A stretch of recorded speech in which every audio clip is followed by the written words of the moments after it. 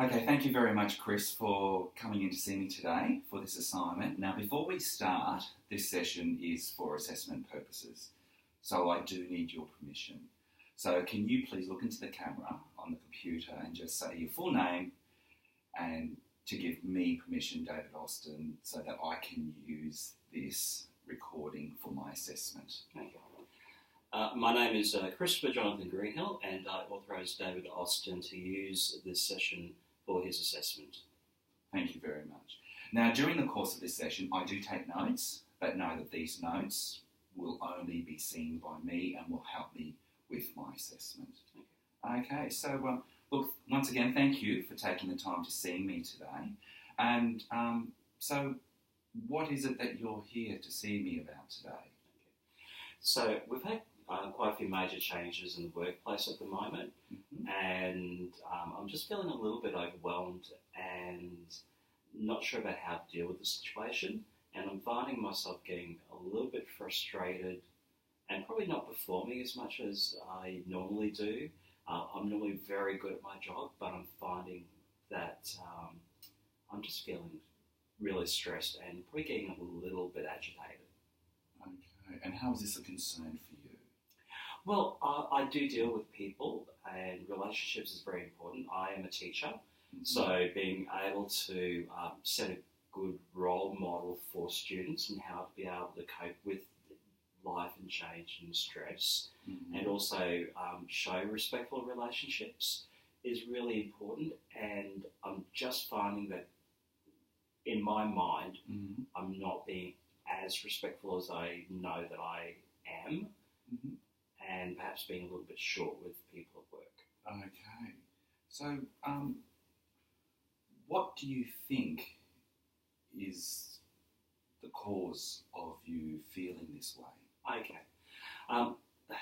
To help you understand a little bit, I should probably give you a bit of background. Yes. I came into teaching late in life. I was 35, so I've been teaching now for approximately 15 years. I have been at the same school for about 13, 14 years of my education, and we've always had the same administration structure all the way through. So although I may not have always agreed with the way that admin had done their job and how they made their decisions, I had that rapport and that relationship.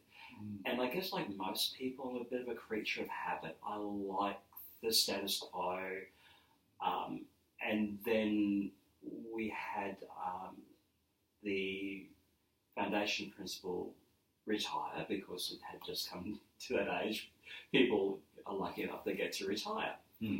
And that was fine because there was one person heading off, and I still had a lot of the other structure there.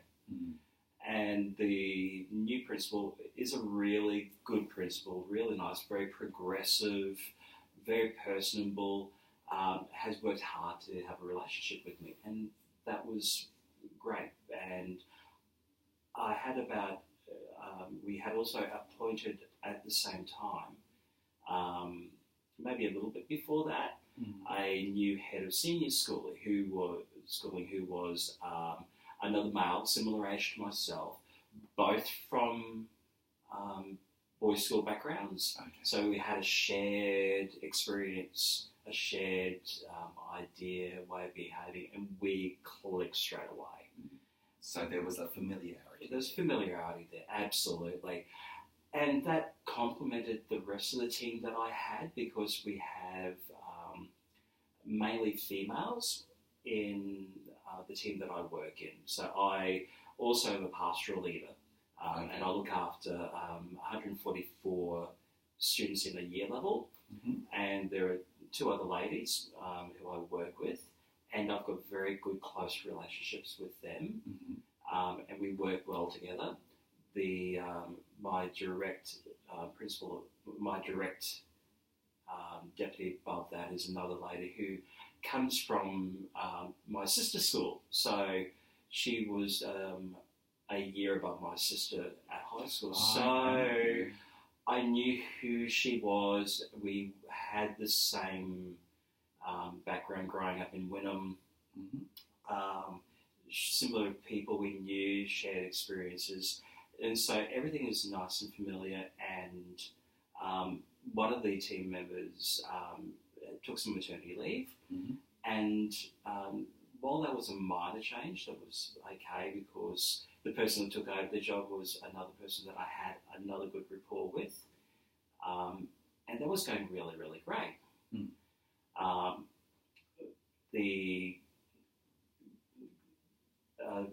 Very soon things settled back into normalcy, and then one day out of the blue, the head of senior school, who I had a really good relationship, like when I saw him, I was happy to see him.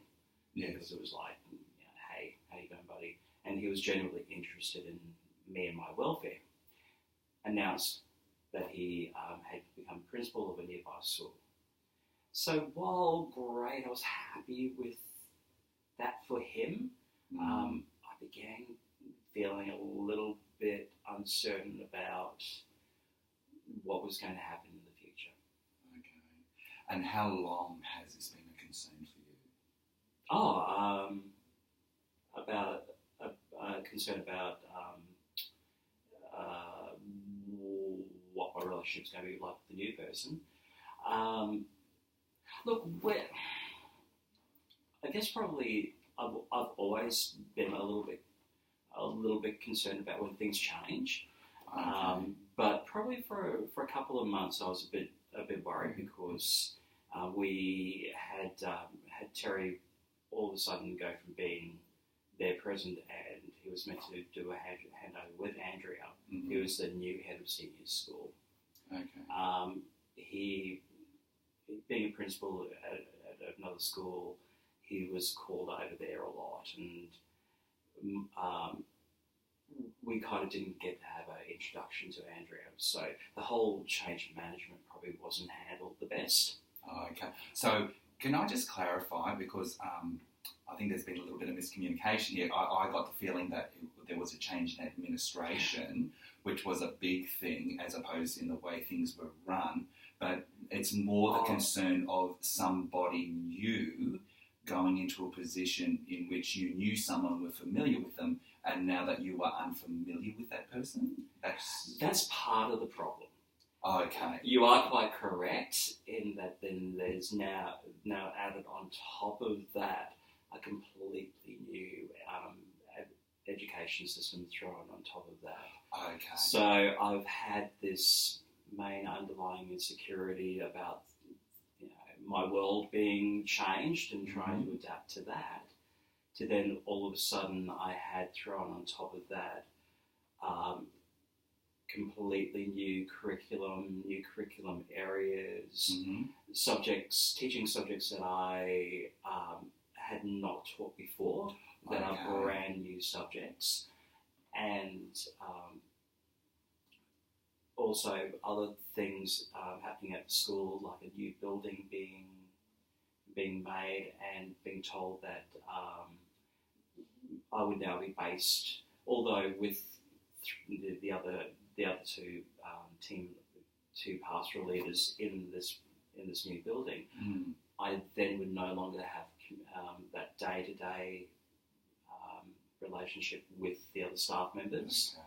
So I was being I guess, intellectually displaced and then physically displaced by being in so a lot of things going on at the same time. Yeah, and so being able to make sense of all of that, normally I'm a very calm and logical person, but I've been getting a little bit jaded and going, and because I'm so busy looking after, trying to juggle all these competing demands of a new system, new relationships, a new boss and admin that has a lot of different ideas about what my job is compared to what's on my job description. So you feel jaded, you were saying? Yeah. It's also towards the end of the school year, so I'm not sure if you know teachers, but a lot of teachers get a little bit like the kids. They get tired. The little things tick them off. They think, well, why should I bother about doing something because it's only going to be changed in a few minutes? No one really cares about what I'm doing.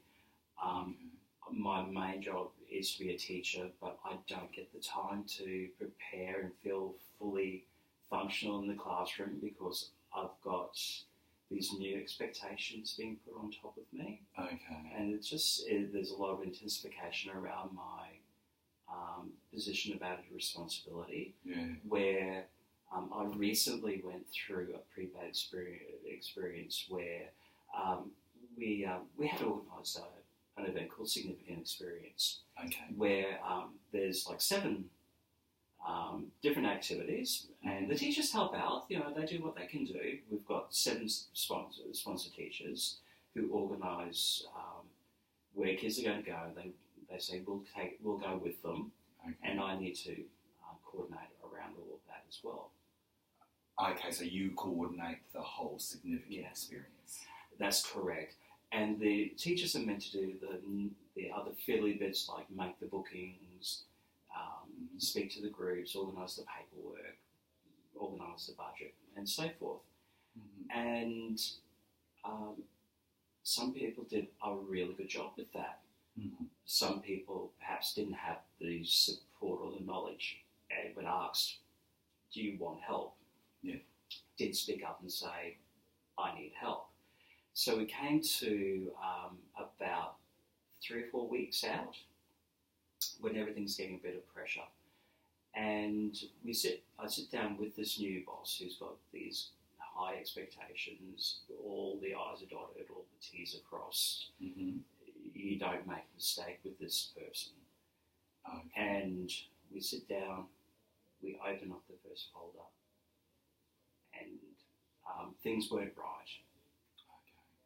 So going from being a very competent and very confident in my ability of my position of added responsibility, because most of it, just me organising a camp or an event, it's only done about 8 weeks beforehand, and everything's double checked because it's just me doing it. And part of, I guess, what I felt, and the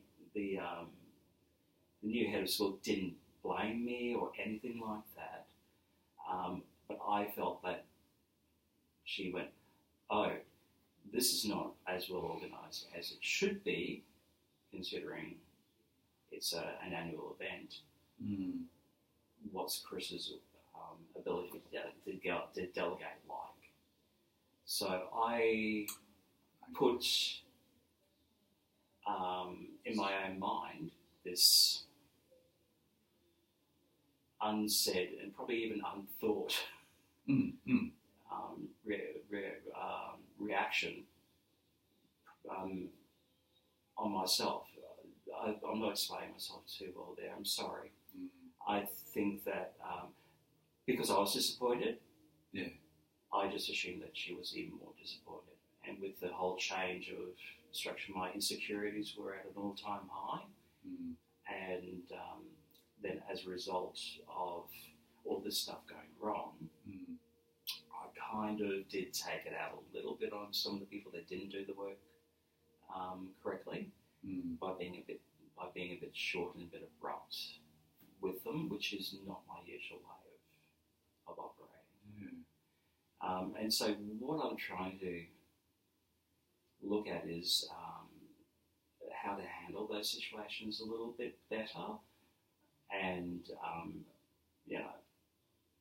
probably even my idea of being abrupt, they probably didn't even remotely notice. Well, Chris, there seems to be a lot going in your school, and like you were saying, you're teaching new subjects that you've never taught before. That's right. New teachers. Yes. New buildings. Yes. So not only the teaching staff, it's the whole environment of the school is changing from building wise and teacher wise. You it's the end of the year, feeling jaded. You felt, with the Signo, the leading up to it didn't go as well as you expected. Which did all these things? Do you feel that all these things led to this change of behaviour, or is there? You feel that there was just one thing that may have carried you over that edge, or was it all of them? I think it was probably a lot of stuff going on at the same time, trying to juggle all of those competing demands, as well as I've got a home life as well and responsibilities there, and that can, and like all relationships and all home lives, that's got its own pressure points, stresses, and joys.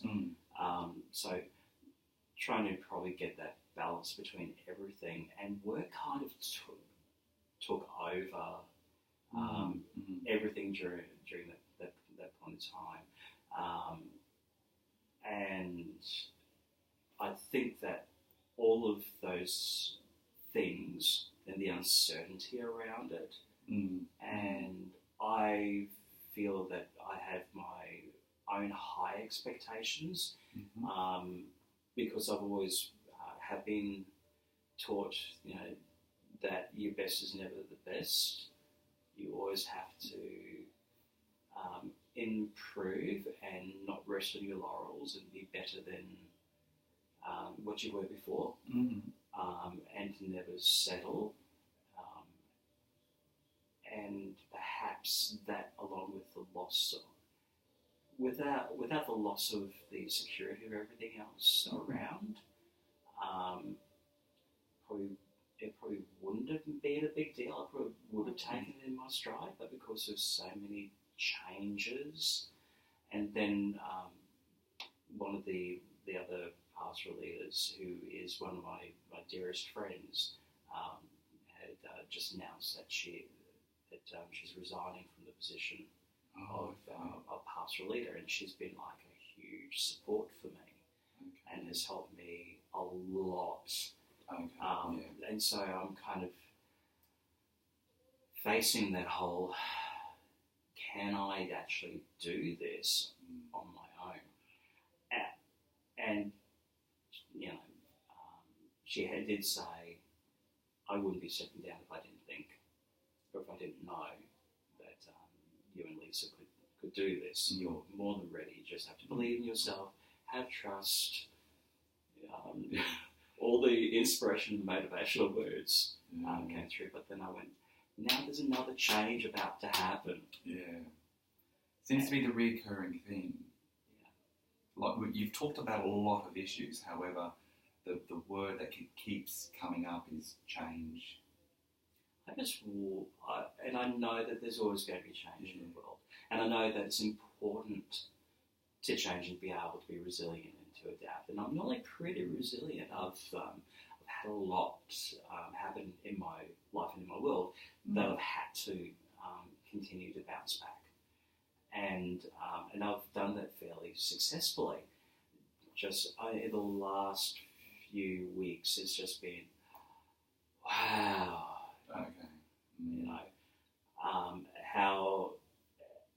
How can I ride the wave rather than dig my... And I refuse to be the person that puts my head in the sand and have my bum up in the air, because that doesn't resolve anything either. Because we've talked about a lot of issues, as I was saying before. Is change something that you would like to talk about, or is there another issue that you would like to talk about today? I reckon change. Yeah, the change? Yeah. Because it sounds as if it's affected you a lot. No, definitely. Yeah. Definitely. Yeah. Because it's affected you in a sense of, well, you said you felt jaded. Is there any other feelings that change bring up in you? Insecurity. Okay. Whether or not in my... I guess we'll always talk about self-esteem, because human beings, we are very egocentric. I know that I am. I'm also a perfectionist, and I like to make sure that everything is right, and it frustrates me no end when it isn't perfect. But whether or not my reaction to that is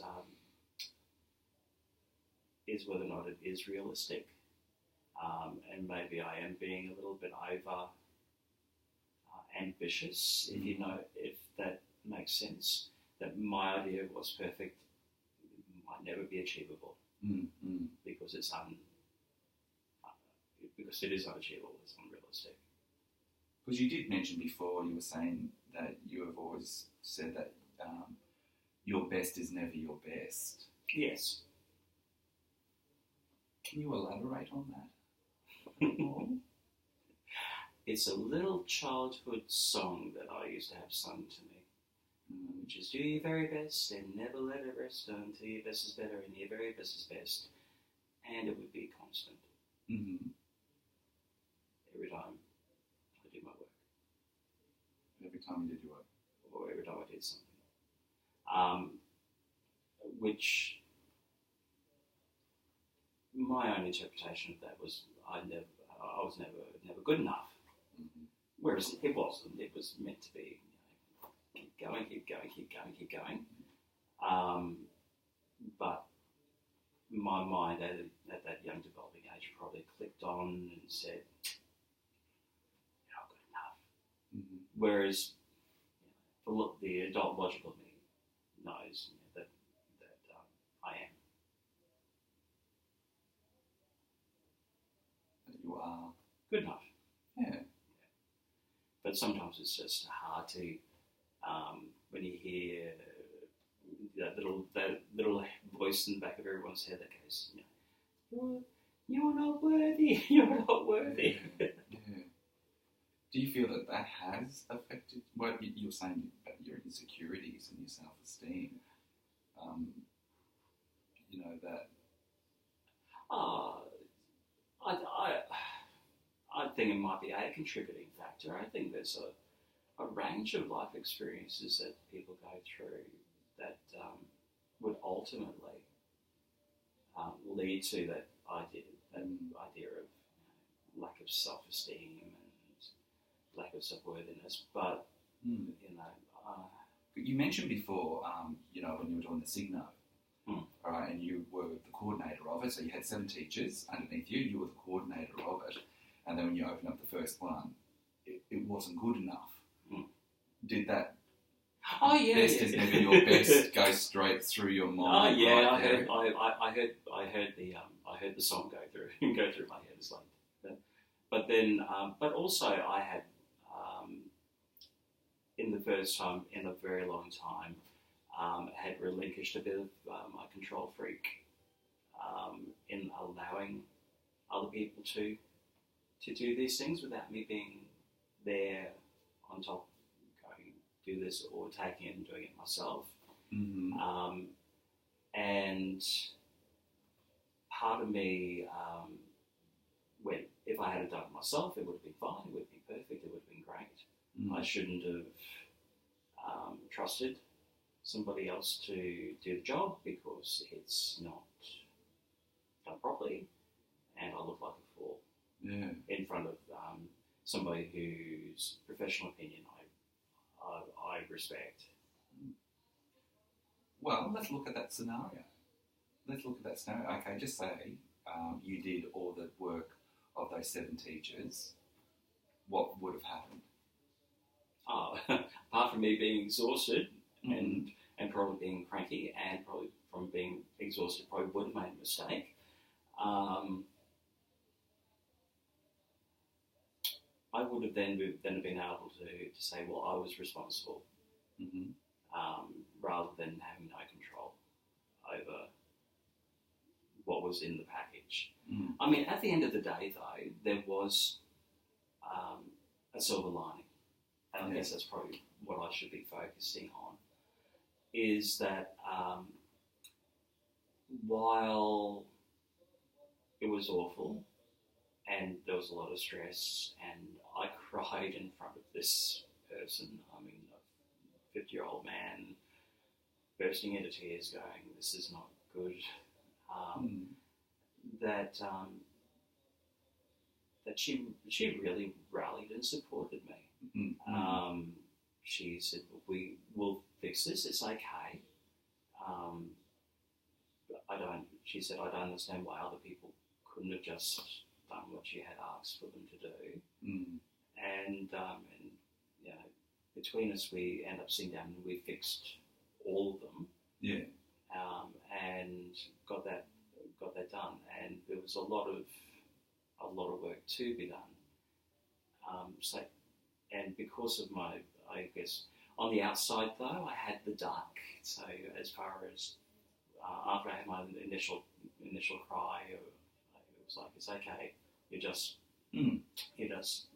shocked and surprised and disappointed. I just kept this calm exterior, whereas inside I'm going, oh my God, this is the worst experience I've ever had. I hope I never have to do this again. I kind of learned that perhaps this person does have my back, although they might be completely unrealistic in what they expect me to do. That if I do fall short, it's not that they won't necessarily judge me. Yeah. And how long was the organising of this Signo? I started coordinating that week 1, term 1 of this year. Okay, so it's a very long time. Very, very long time. So the teachers had from early February, and I did check in with them all the time. Every week I'd go, how are you going? What can I do? Are you on top of this? Do you want to send me some stuff? I'll do some stuff for you. Up until, it was about my birthday that the first deadline fell due. Which is? June the 14th. And they were all meant to have everything uploaded, and when I went to upload, there was only 2 out of the 7 there, and it was about to go into the school holiday break. So I spoke to the head of department, so the head of senior years. So I always try to communicate, so it's like she knows what's going on. And I said, this is what's happened. She said, look, give them the holidays. And maybe wait for the first week back, because it was that was the end of term 2 holidays, so the start of term 3. She said that gives us 8 weeks to be able to make sure everything's fine. You really only need 6 weeks. Gives a 2-week buffer that if something goes wrong, we can fix something. And then the first week came back, and went, okay, everybody, let's have a meeting. You know, this is where we're at. This is what we need. Hope you're all travelling fine. Begin uploading now, because I actually have a meeting with the head of school. Oh, we haven't even started. Someone said. So it sounds like there was a breakdown in communication along the lines. I'm not sure how there could have been. Yeah. Because I was. What do you think happened? I think that they,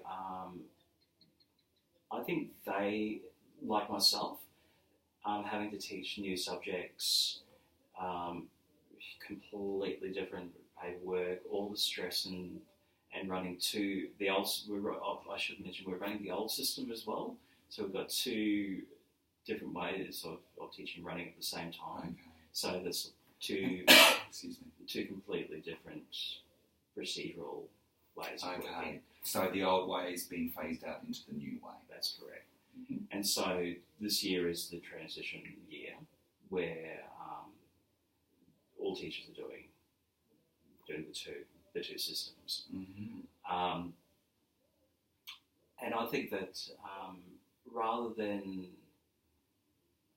the teacher saying to me, I need to have time off to do, which I had said to them as well, if you want me to come and take your classes when I have spares, I will give up my spares so you can go and do this work.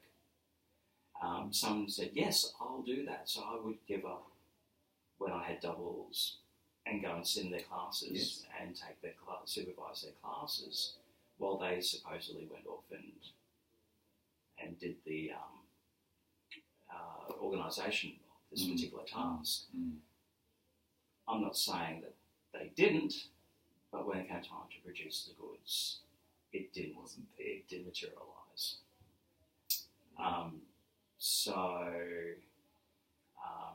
I think that was disappointing for me, because that had also pushed some extra stress on me, because I need my organisation and planning times, or my spares, to do all of my administration work around my position of added responsibility and my teaching, because when I get home, I just can't work at home. So, you've given up your time. Yeah. Working on this since the start of the year. Mm-hmm. You click the submission and you've got 2. How did that make you feel? I wanted to vomit. Yeah. I tried really hard not to just lose my temper, because I do pride myself on controlling my temper. I do come from quite a fiery family, and we have to control it to be able to make sure that we don't have conflict. And I've been pretty good with that. I'm pretty amenable. And I just went, right, how am I going to do this? So initially I just grabbed Pam, who's my my best friend there, and just went, you're not going to believe what. I get this sense that you feel responsible for getting this whole thing off the ground, and being responsible for people not doing their work. Whereas I guess it's not my fault that they didn't do it, but it would be like if someone came to me and said, "Oh, Chris, I'm going to give you a day off so you can write this unit." Well, that's what you do. Yeah. You take the day off and you write that unit. Yes. And that's what you would do. Or as much of it as you physically can. Yeah. Which would have been great, because we had no time to sit down and write a unit. And as I said, I can't. There's a lot going on. I can't work at home, and work's pretty demanding. So it's just a little bit of rock here to pay Paul. Nothing being quite finished, and that does my head in, because I like things to be done. So would it, and correct me if I'm wrong, would it be right to say, and this is what I'm hearing from you, you've got your own responsibilities, but you're also taking on other people's responsibilities? Mm-hmm. Okay, and why do you do that?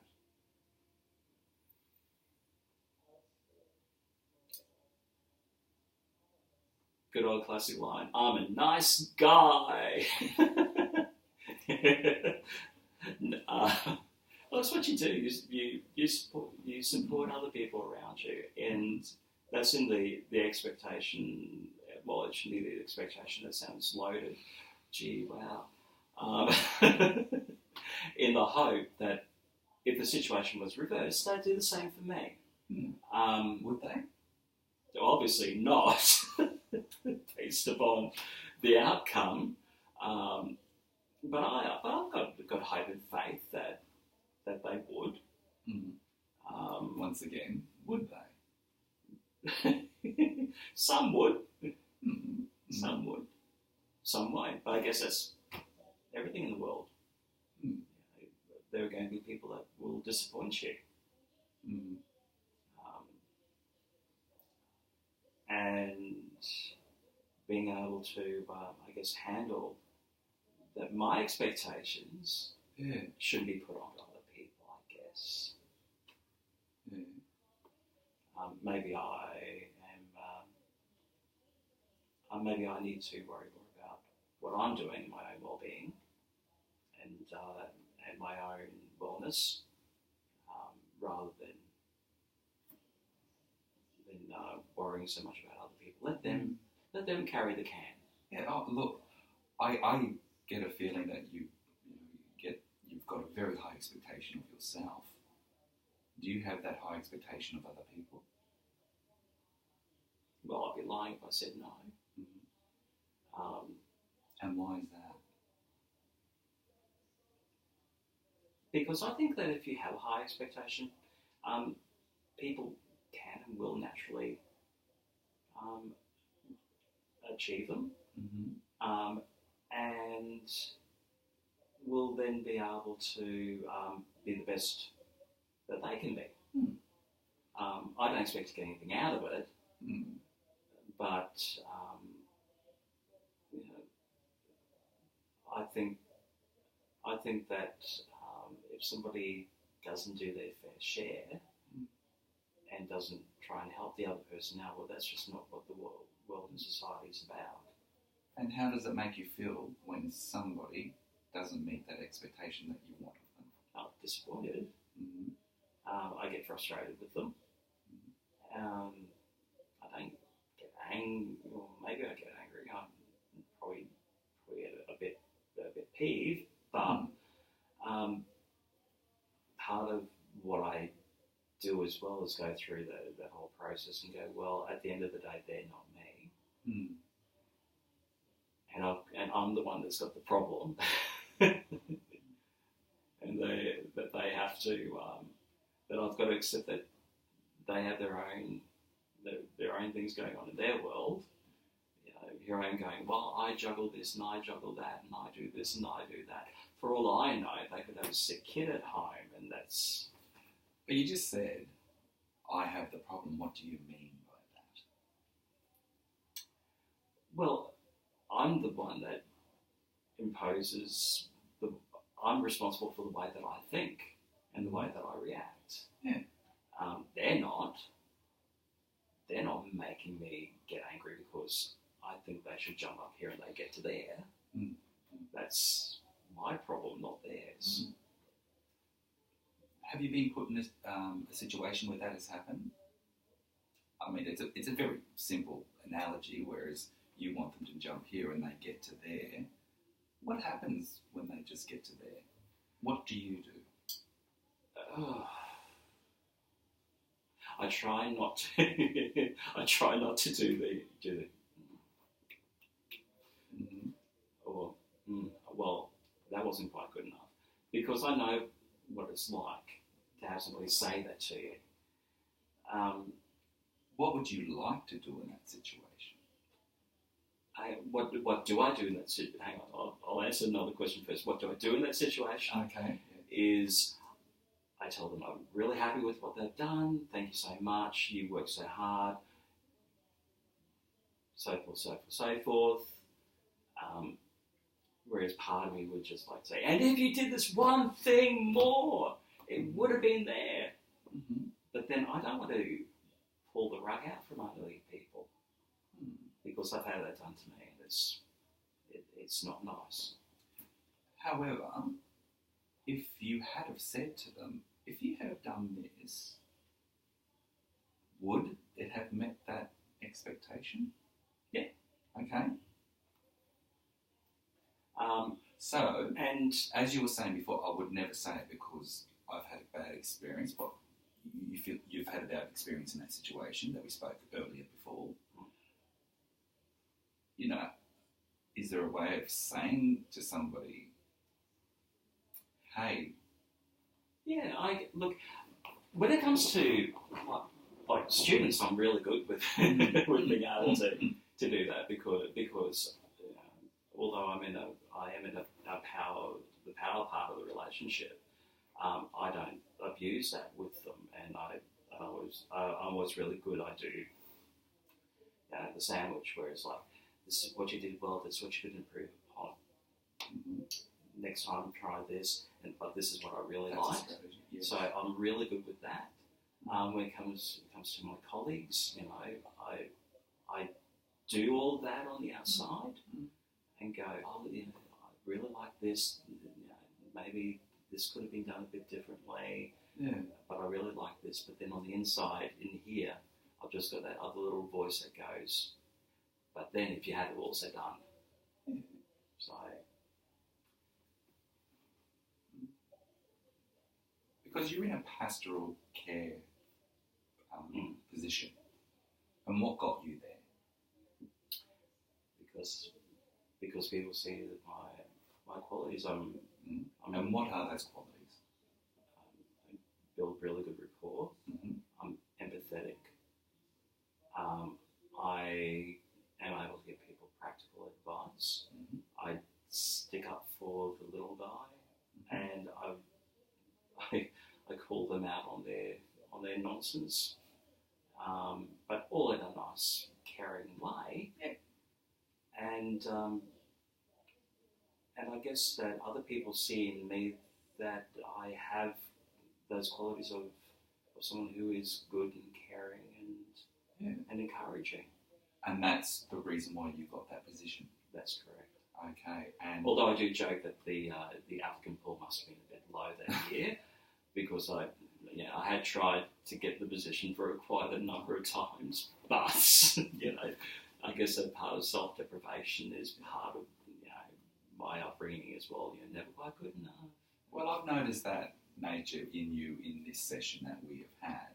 Your empathy definitely it comes through so strongly because as we were talking before about, do you feel responsible when somebody else makes a mistake? Well, yes, I do. That comes from a pure empathetic side, which is it's a wonderful thing to have. Never lose that. You do that for the students. And I'll probably do it for the other staff. Yeah. But and there's nothing wrong with that. I probably don't do it for me. Yeah. But when we're talking about the expectation, coming back to that, you were talking about the students and being empathetic and helping them and all of that. There's this sense that you feel that it's wrong to say, hey, if you had have done this, it would have been just top notch. Why is it so hard for you to say that to a colleague, but it's like, you can say that to a student?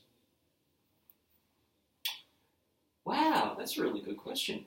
Because you were saying before that, I would never ask that because it's like pulling the rug out of them and, they would feel like a failure. Okay, you've had that done to you. Mm. However, I'm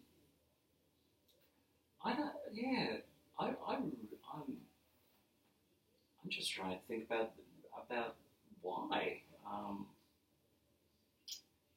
It might be because I did come into teaching later, and some of these people have technically been teaching longer than I have, although some of them are younger-ish than me. And I guess sometimes as well, just for me, it's like that professional courtesy that you don't be the smart ass who goes, oh, but I know better than you. Because in many cases, I don't know better than they do. And I guess also because trying to fit in with being on staff as well. I'm a bit of a socially awkward person at the best of times, which is interesting considering I'm a teacher. But I'm also an actor as well, so there's a bit of acting involved with teaching. And I guess maybe I am just observing that professional respect. Yeah. I don't always have to agree with what they have done or do, I'm really not sure. I'm not sure if I can fully answer your question at the moment, but it gives me food for thought. Yeah, I just feel that because you're in that position of helping students out and being the best they can possibly be, you pull back from a colleague trying to be the best they could possibly be? No, not really. Mm-hmm. No. Like if any of them are, I've got two mentor teachers underneath me as well, Mm-hmm. and so I help them out. I regularly meet with them, how they can improve on their practice within the classroom, within the homeroom, Mm-hmm. how to build better rapport with students, and with parents, how to handle those sort of situations. So I guess it's probably when it comes down to correcting them. Yeah. There's a difference between them. That's what I'm saying, is that I want to be able to constructively criticise rather than go emotive. You have let me down so much, and I'm so disappointed. I'm so angry with you. Okay. As opposed to what I do, which is there. That was great. That wasn't. Enforcing positive criticism. Yeah. So, as a pastoral leader, how do you enforce positive criticism? I use my sandwich. Use your sandwich. I use my sandwich. Yeah. And also you praise twice as much as you criticise. Mm-hmm. Mm-hmm. But also looking at how you could. I always think before I say. So sometimes people think I've stopped talking, where I'm just thinking about how I'm going to phrase the next part. So tweaking it as I'm on the fly. Mm-hmm. And I always think before I speak. Mm-hmm. I always read my emails before I send. Yes. I do all of these things. So whether or not that's my own need for perfectionism as well, because I certainly don't want to offend people, because you have to.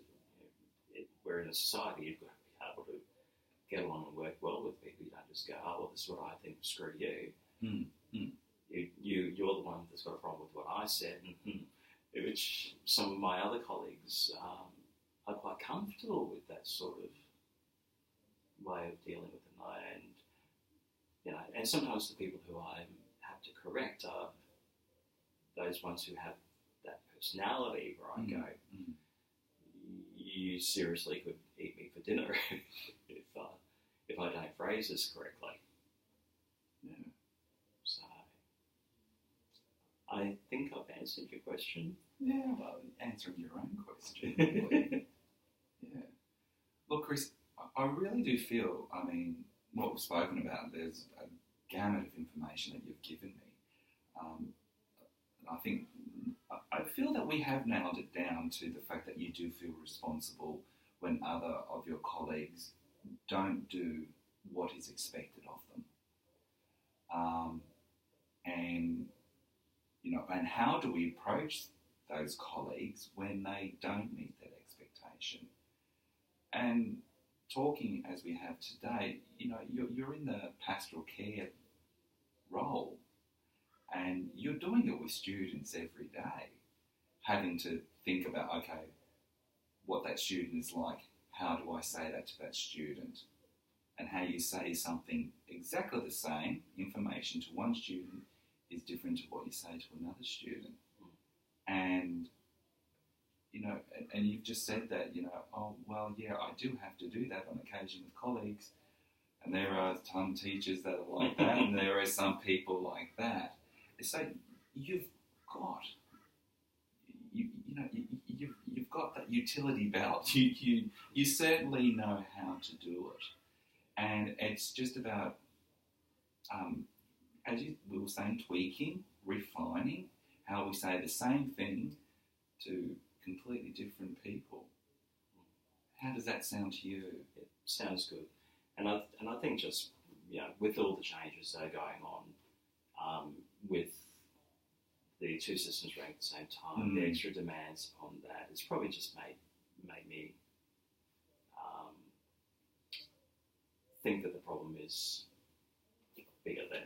Well, it certainly does impact upon it. It certainly does. There's a lot going on, you know, and I think, you know, just focus on your strengths. You're not in that position because you don't deserve it. You know. Thank you. Look, is there anything else you'd like to talk about?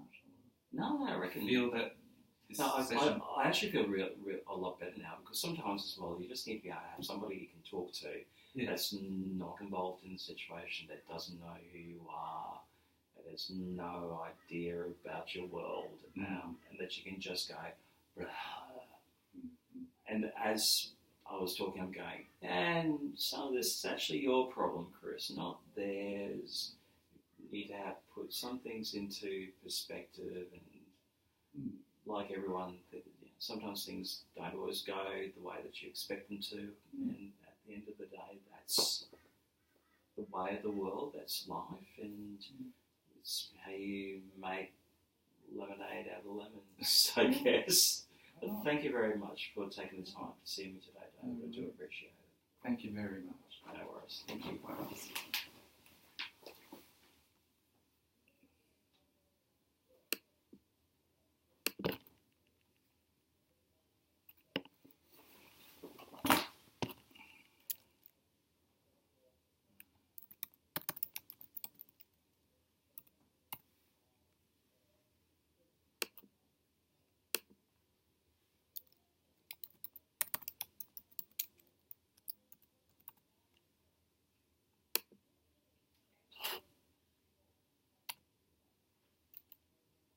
Oh, what is a green? Green tea 1970. 1970. It'll come up shortly. Oh,